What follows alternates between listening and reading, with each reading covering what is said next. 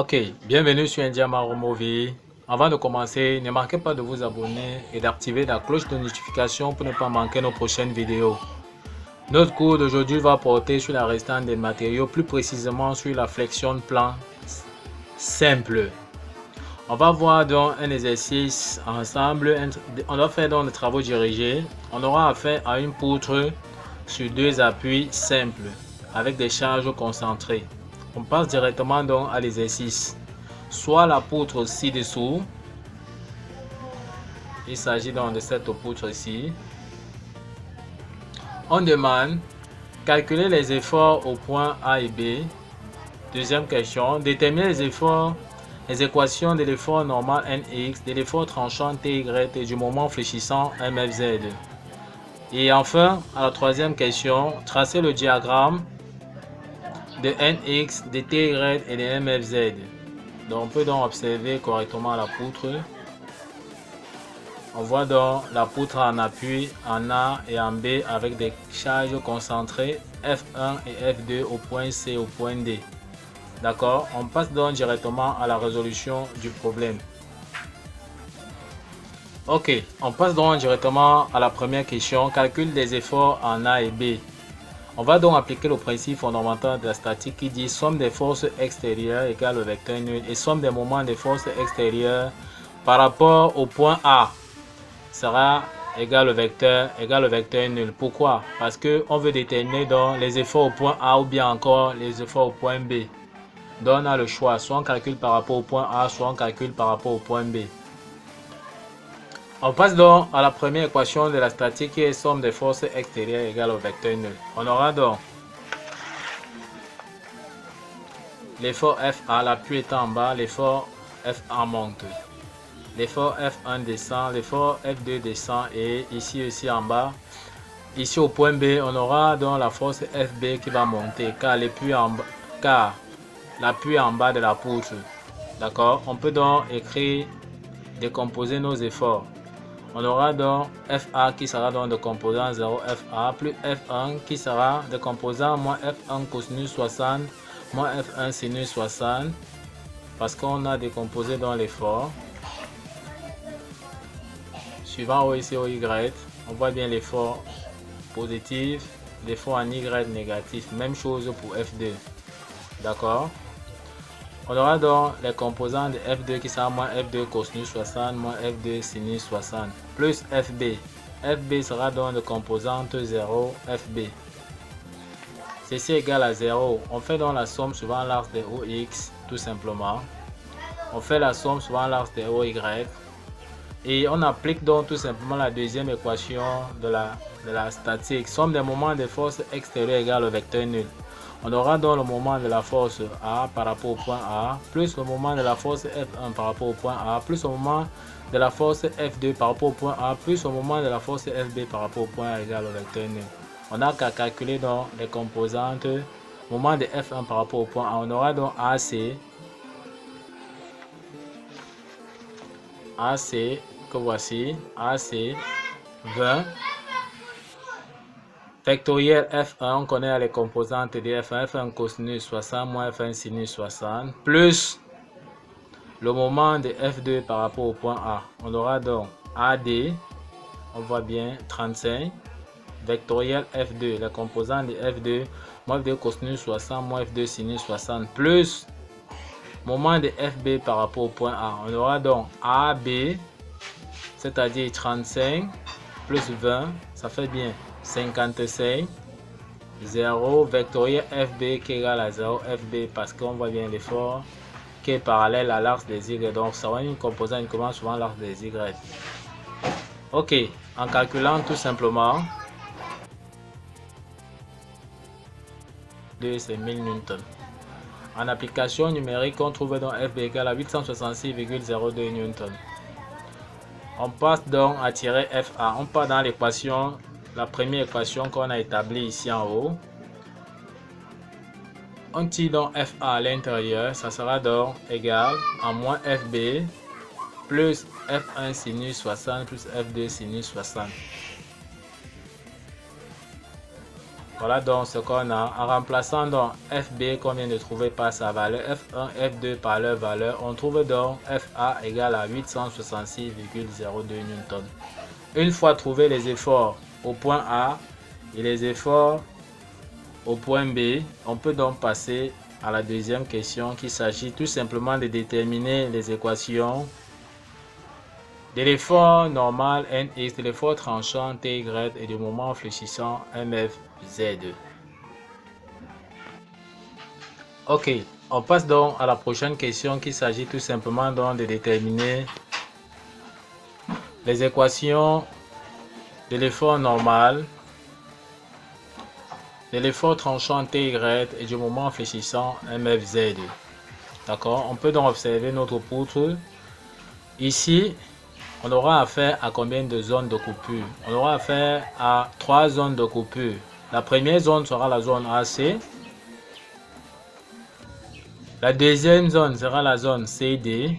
Et la troisième zone sera la zone CB. On va commencer donc par la zone AC. Dans la zone AC, X sera compris entre quoi? X sera compris entre 0 et 20. On va donc aller entre le tronçon AC, on va effectuer une coupure fictive là. Ici, on va appeler ici le point G. On va représenter le tronçon de gauche. D'accord? Tel qu'on peut voir, on va représenter le tronçon de gauche. Donc, tout ce qui est à droite, on laisse. Mais on représente donc cette partie ici. Ok, on peut donc observer ici le résultat là. X est donc compris entre 0 et 20. On a donc dessiné le tronçon de gauche. On a représenté la force FA. Et ici, ça c'est le point G. Au point G, on aura la résultante des efforts dont se compensent NX, TY, TZ. On aura la résultante des moments comme on voit la représentée par une double flèche MG. Ses composantes c'est MT, MFY, MFZ. D'accord? Pour trouver donc les composantes, c'est-à-dire pour trouver l'effort normal NX, l'effort tranchant TY, le moment fléchissant MFZ, on va utiliser le principe fondamental de la statique. C'est-à-dire on va utiliser la somme des forces extérieures égale au vecteur nul et la somme des moments des forces extérieures égale au vecteur nul. La somme des forces extérieures égale au vecteur nul va nous permettre de trouver les équations de l'effort normal NX et de l'effort tranchant TY. Et la somme des moments des forces extérieures par rapport au point G où on a coupé va nous permettre donc de trouver le moment fléchissant MFZ. On va donc appliquer donc le principe fondamental de la statique sur ce tronçon. D'accord? FA, c'est des composantes 0,866,02 plus RG. Comme on a vu, ces composantes seront donc NX, TY. Comme on est dans le plan, on n'a pas besoin d'écrire TZ. On aura donc égal au vecteur nul. Souvent OX, on aura 0 plus NX égale à 0. NX donc vaut 0 Newton. Donc l'effort normal dans le premier tronçon vaut 0 Newton.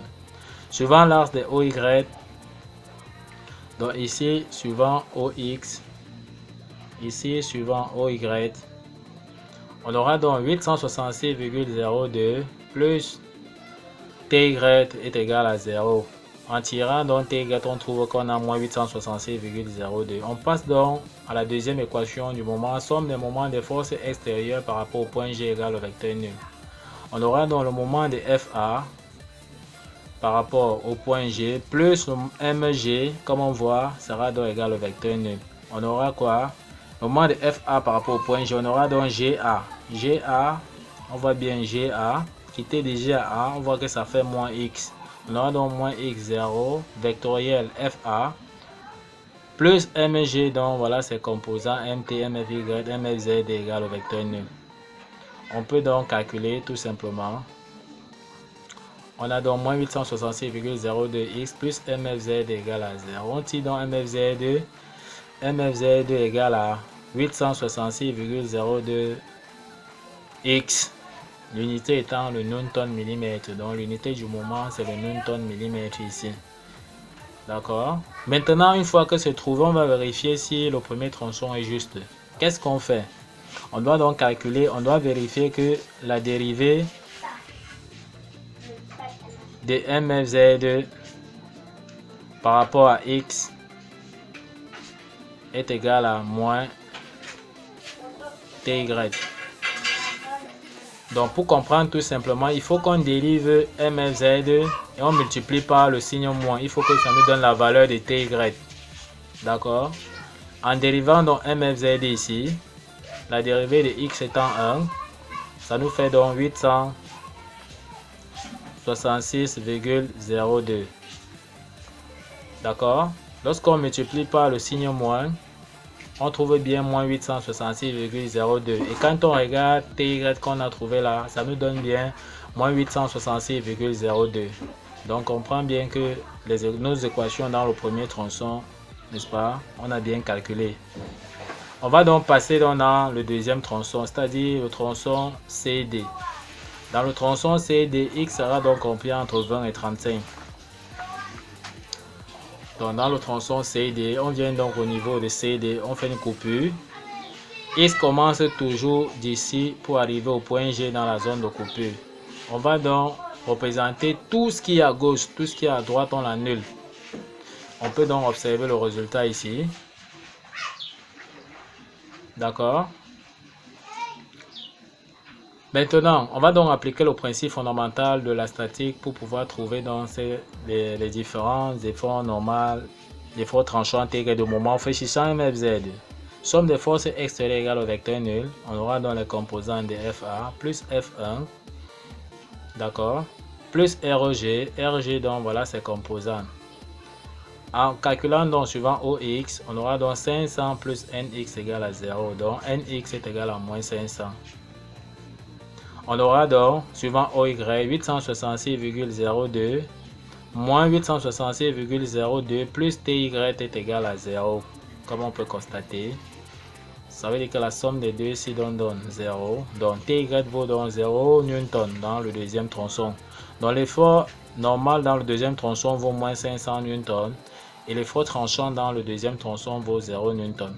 On applique donc la somme des moments des forces extérieures par rapport au point G égale au vecteur nul.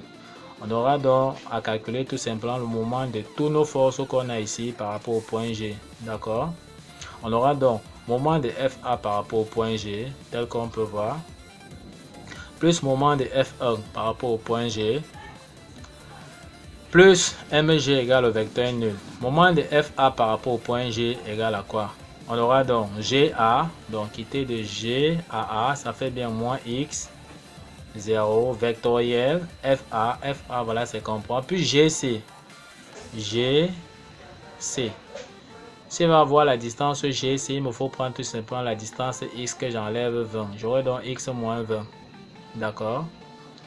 Bon, comme quitter de G à C, on voit que c'est négatif. Donc on fait donc moins facteur de X moins 20. Donc on a donc ici 0, vectoriel F1, plus MG égale au vecteur nul. En développant, voilà ce qu'on a. Et on tire dans l'équation, on va donc trouver la valeur de MFZ, tout simplement. En calculant donc, en faisant donc l'application numérique, voilà donc MFZ. Donc MFZ est égal à 17 320,04 Nm. On va vérifier si les résultats sont bons. On dérive donc MFZ et ça donne 0. On vérifie si TY donne 0 dans ce tronçon. On voit bien que TY qu'on a trouvé dans ce tronçon donc vaut 0 Newton. Donc l'équation des dérivées de MFZ par rapport à X est égale à moins TY est vérifié. On passe donc au troisième tronçon tout simplement. On passe donc au troisième tronçon, c'est-à-dire le dernier tronçon de notre poutre. On a donc le tronçon DB. Dans le tronçon DB, on va utiliser donc le tronçon de droite. D'accord? Ok, donc on passe donc au tronçon de droite tout simplement. On va toujours effectuer la coupure fictive à ce niveau-ci, comme on a dit, dans le tronçon DB. Mais cette fois-ci, on va utiliser le tronçon de droite. Ça veut dire que tout ce qui est à gauche, on va gommer, on va laisser uniquement le tronçon de droite que voici. D'accord? Pourquoi on le fait? Parce que si on prenait le tronçon de gauche, on devait encore recopier tout ce qui est à gauche et faire encore tous ces calculs-ci. Mais en prenant le tronçon de droite, on voit qu'on aura uniquement ces petits calculs-ci à faire. On aura uniquement l'effort en F et les efforts au point G. D'accord? Alors qu'en prenant le tronçon de droite, de gauche, on aura les efforts de cohésion ici. On aura F2, on aura F1, on aura FA à calculer encore. D'accord? Mais la distance x ne change pas. On va toujours quitter ici au point A jusqu'ici, ça sera donc x. On peut donc observer le résultat sur la figure, tout simplement. Voilà donc notre tronçon DB. X sera compris entre quoi? X sera compris entre 35 et 55. Parce que quand on additionne 20 plus 15, ça fait 35. 35 plus 20, ça fait 55. Donc si je suis entre 35 et 55, c'est que je suis dans le tronçon DB. Quelle sera la différence avec le tronçon de droite? Au niveau de la résultante des efforts ici, on va mettre le signe moins parce qu'on travaille avec le tronçon de droite. Même chose ici pour le moment. La distance S, comme on a vu, n'a pas changé. On quitte toujours du point A jusqu'au point G. La distance quittant du point A au point B, on a vu tout à l'heure bien que ça fait 55. Donc quitter d'ici à là, ça fait 35 plus 20, 55. D'accord? On va donc appliquer le principe fondamental de la statique. Somme des forces extérieures égale au vecteur nul. On aura donc FB, que voici, avec ses composantes moins RG, comme on a vu là, avec les composants NX, TY égale au vecteur nul. Suivant OX, on aura donc NX égale à 0 Newton. Suivant l'axe OY, on aura donc moins 866,02 moins TY égale à 0. On tire donc TY égale à 866,02. On passe donc à la deuxième équation du principe fondamental de la statique qui est tout simplement somme des forces extérieures par rapport au point G égale au vecteur nul. On aura donc le moment de FB par rapport au point G moins MG parce qu'on est en train d'utiliser le tronçon de droite, d'accord, égale au vecteur nul. On aura donc les composantes de GB, GB. Si je veux la distance GB, je n'ai qu'à prendre 55 que j'enlève X. Donc GB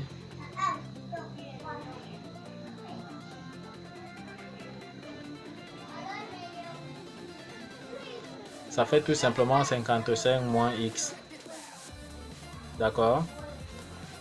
0 vectoriel FB. On a vu que FB était 866,02. Donc FB de composante 0 en X et 866,02.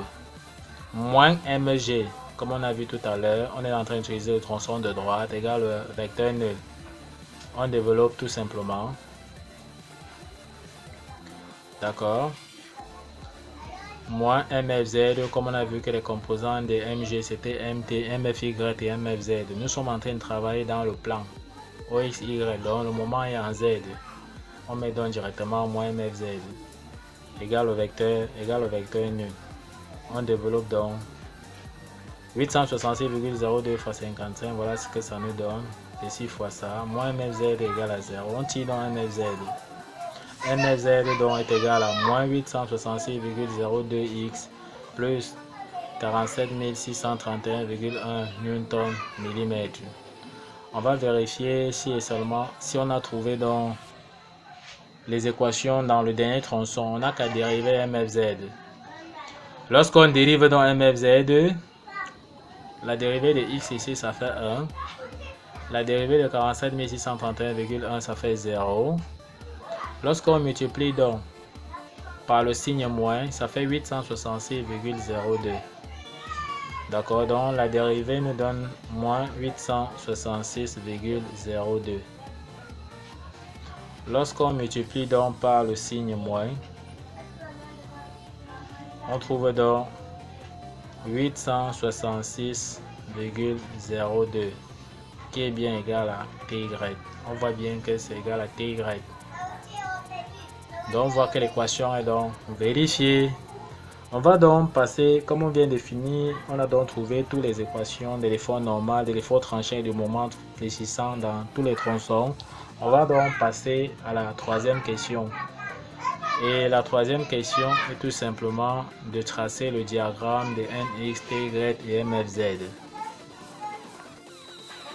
Ok. On va donc passer au tracé des diagrammes de l'effort normal NX, de l'effort tranchant TY et du moment fléchissant MFZ. Mais bien avant, on va d'abord faire le tableau des valeurs. C'est-à-dire, on va utiliser les équations de l'effort normal Nx, de l'effort tranchant Ty et de moment fléchissant MFZ que nous avons calculé précédemment pour les différents tronçons. D'accord? On va donc regrouper ces équations-là ici sur notre feuille. On va donc tracer le diagramme de Nx, Ty et de MFZ. On aura donc le tableau des valeurs. Pour le tronçon AC, nous avons donc regroupé, on doit regrouper dans ces équations-là, Nx, Ty, MFZ. On va tracer dans ce petit tableau-ci. D'accord? On a vu que dans le tronçon AC, x variait de 0 à 20. Voici x qui varie dans les 0 à 20. On met une ligne là pour l'effort normal, Ty, MFZ.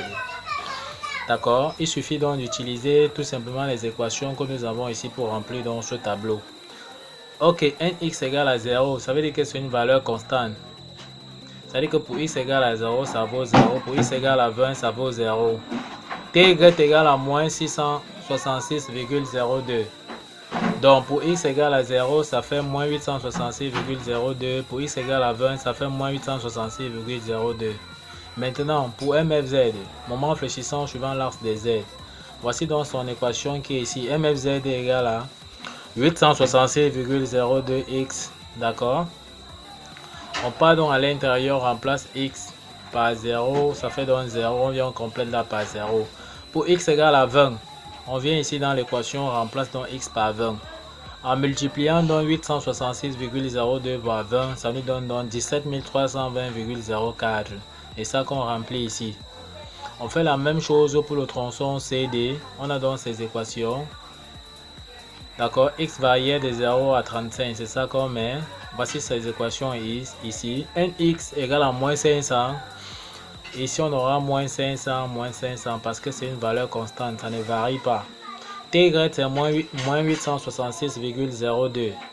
Donc, on peut aussi pour x égale à 20, on remplit. Pour x égale à 35, on varie. C'est une valeur constante, donc ça ne va pas varier. MFZ, c'était 17 320,04. Pour x égale à 20, ça fait encore 17 320,04. Même chose à 35. La valeur est constante, ça n'a pas de x, donc ça ne varie pas. On prend donc le tronçon DB. X variait de 35 à 55. C'est ça qu'on a mis ici.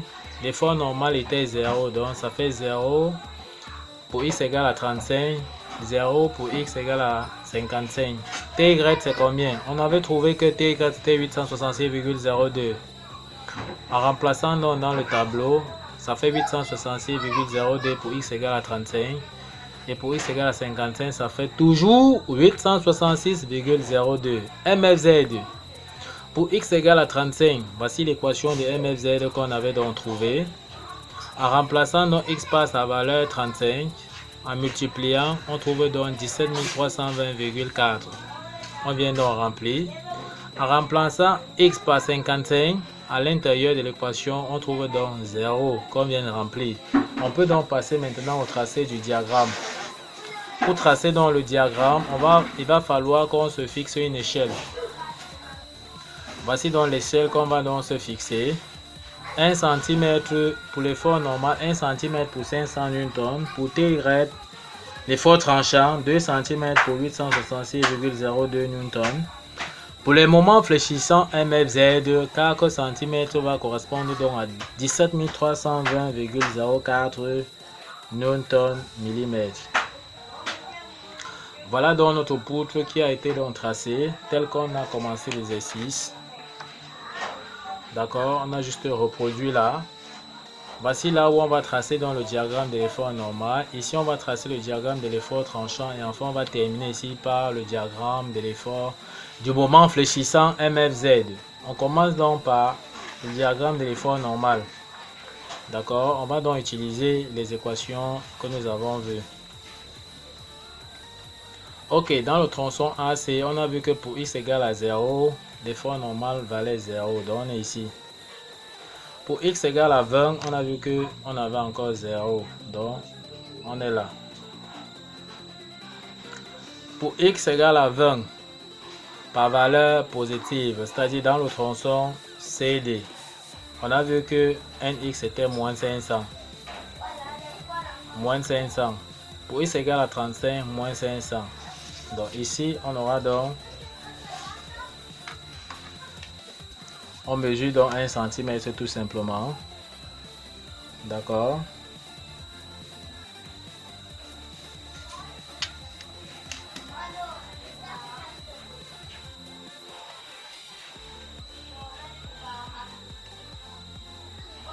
Moins 500, on dessine donc vers le bas. Pour x égale à 20 et pour x égale à 35. Négatif. Comme nous sommes, voici l'axe de OX. Comme nous sommes en bas de l'axe de OX, on met donc le signe moins. Si on était au-dessus, on devait mettre le signe plus. On hachure tout simplement par des hachures verticales là. D'accord. Maintenant, pour le dernier tronçon, NX. D'accord. Pour x égale à 35 par valeur positive, ça vaut 0. Pour x égale à 55, ça fait donc 0. On a donc fini avec le diagramme de l'effort normal.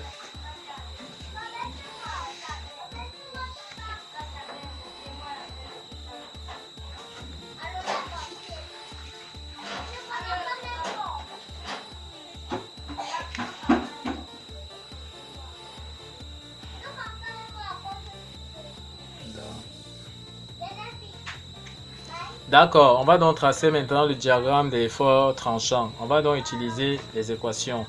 On commence par le premier tronçon. D'accord, pour x égale à 0, on a vu que ty c'était moins 866,02.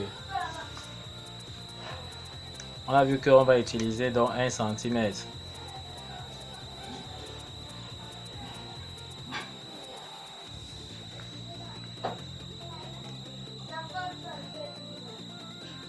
D'accord. Pour x égale à 20, moins 866,02.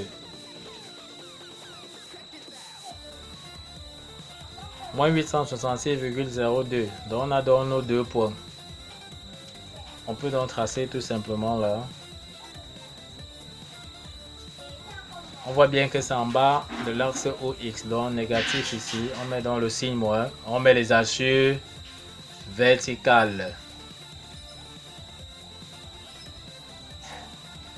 Ok. Maintenant, on passe donc dans le deuxième tronçon. Dans le deuxième tronçon, pour x égale à 20, par valeur positive, on a moins 866,02.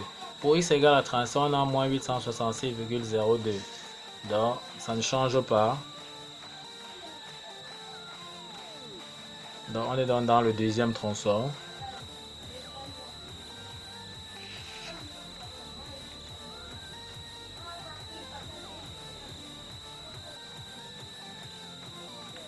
Donc, on a donc ici négatif tout simplement.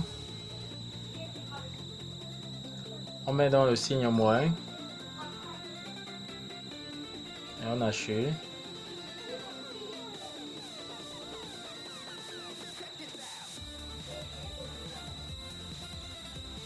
On a donc ici tout simplement moins 866,02. D'accord. On passe donc au dernier tronçon pour ty. Pour x égale à 35 par valeur positive, on voit qu'on a 866,02. Donc 1 cm.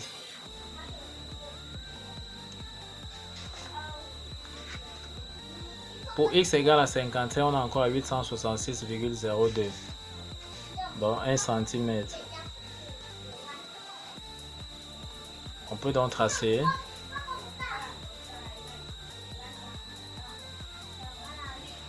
Ok, cette fois-ci c'est au-dessus de l'axe OX. Donc on met dans le signe plus.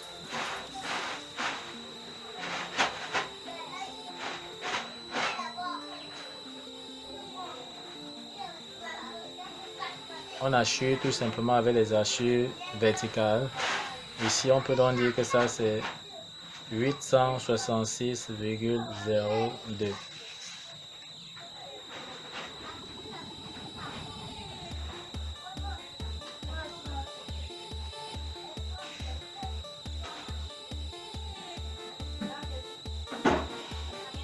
Voilà, on a vu que l'échelle 1 cm correspondait donc à 866,02. Ok, donc on met ici 1 cm.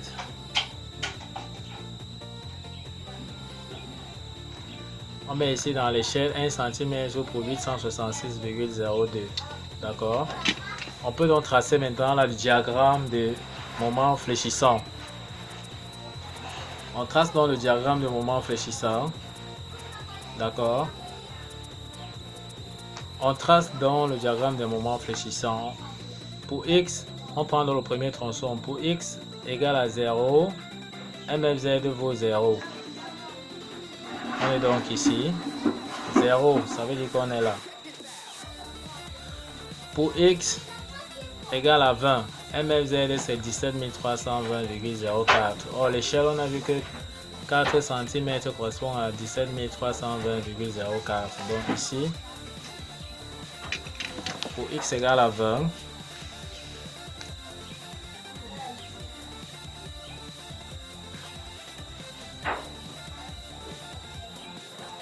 ok.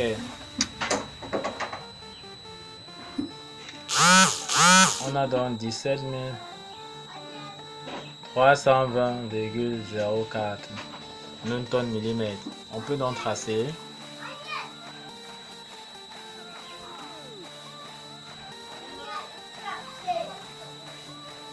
D'accord, c'est au-dessus de l'axe des abscisses positifs là. D'accord, on peut donc assurer.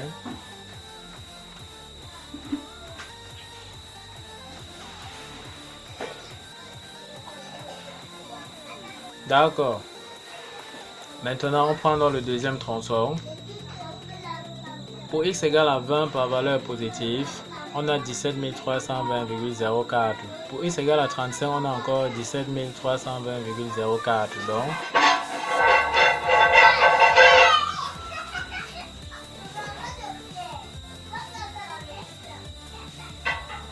Donc, on est toujours à 17 320,04 dans le deuxième tronçon. Au-dessus.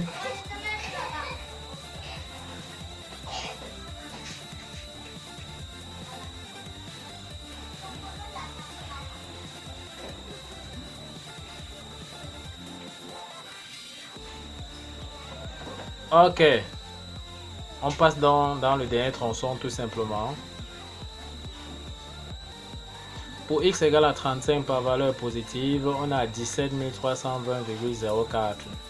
Donc on est ici. On est bien dans le tronçon DB. D'accord. Pour x égale à 55, on a 0. 0 ici, c'est-à-dire à 55. Ça nous permet donc de tracer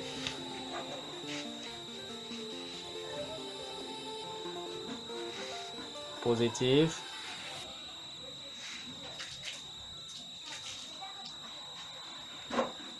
on peut donc assurer, on met dans les hachures tout simplement. Donc ici on est donc à 17 320,04 Newton-mm.